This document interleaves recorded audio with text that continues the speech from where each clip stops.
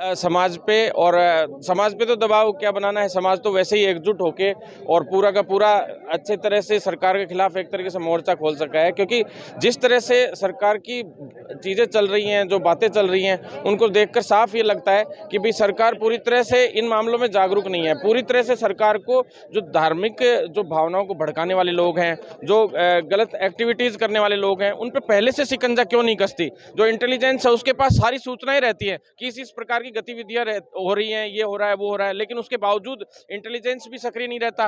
और जो सबसे बड़ी दिक्कत ये है कि भाई जो भावनाओं को भड़का के और जिस तरीके से नेगेटिविटी फैलाने का काम किया जा रहा है, देश में बहुत ही गंदा माहौल क्रिएट हो जाएगा। और उसके पश्चात वक्त आने पे ये मान लीजिए कि भाई संभाल नहीं पाएगी सरकारें, इस तरह का माहौल हो जाएगा।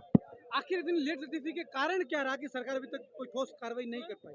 जी, लेट लतीफ़ी का कारण यही है कि इंटेलिजेंस फेलियर और फिर सरकार की जो दूरदर्शी सोच और जो पहले से किसी भी चीज़ को भाग जाने का जो एक रवैया होता है, वो इनका बिल्कुल खत्म हो चुका है और ये बहुत दुर्भाग्यपूर्ण है। ये सरकार को सिर्फ जो भी मुद्दा होता है, कोई भी ले लीजिए आप, बेरोजगारों के मुद्दों को ले लीजिए और चाहे युवाओं के मुद्दों को ले लीजिए, चाहे किसानों के मुद्दों को ले लीजिए, और आज इस मामले में जिस तरह से ये धार्मिक भावनाओं को भड़काने का मामला हो, इसमें सरकार ने बिल्कुल सक्रिय भूमिका नहीं निभाई। क्यों? क्योंकि कभी तो होटलों में पड़ी रहती है सरकारें, कभी आप देख लीजिए अब से जितना 1.5 साल तो कोरोना में खराब हो गया, उसके बाद कोरोना के दौरान भी ये सरकारें गहलोत सरकार होटलों में पड़ी थी, और उसके पश्चात अब देख लीजिए वर्तमान में जो स्थिति है उसमें भी होटलों में। और जो युवा है उसकी थिंकिंग को नहीं समझ पाना और उनके ऑब्जर्वेशन का काम नहीं करना, और जो सबसे बड़ी चीज होती है किसी भी कार्य को करने के लिए, जो फर्स्ट चीज होती है ऑब्जर्वेशन, सेकंड चीज होती है उसके रिसर्च, थर्ड होती है प्लानिंग और फोर्थ होती है इम्प्लीमेंटेशन।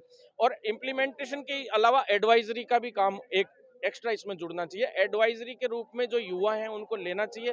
मतलब आप ऑनलाइन पोर्टल खुल गए, सब कुछ ऑनलाइन सिस्टम है, जो भी प्रकार की समस्याएं चल रही हैं, किसी प्रकार की इस तरह की गलत गतिविधि होनी है तो उसके लिए एक स्पेशल पोर्टल बनाइए ना आप। उस पोर्टल के ऊपर सरकार पूछे कि भाई कहीं भी भ्रामक अगर कोई स्थिति चलती तो वो इंटेलिजेंस की नज़र में, निगरानी में रहना चाहिए, और उससे सीधा ऑब्जर्व करेंगे कि क्या प्रॉब्लम चल रही है, फिर ऑब्जर्व के बाद उस पर रिसर्च करें कि भाई इसका समाधान किस तरीके से हो सकता है, उस पर प्लानिंग करें फिर अच्छे से रिसर्च करके, और फिर इम्प्लीमेंटेशन करें।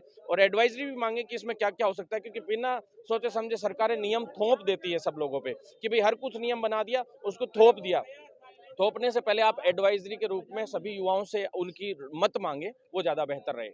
धारा 144 जयपुर में लगी है। 2 दिन पहले जो सीएच बैठे थे धरने पर से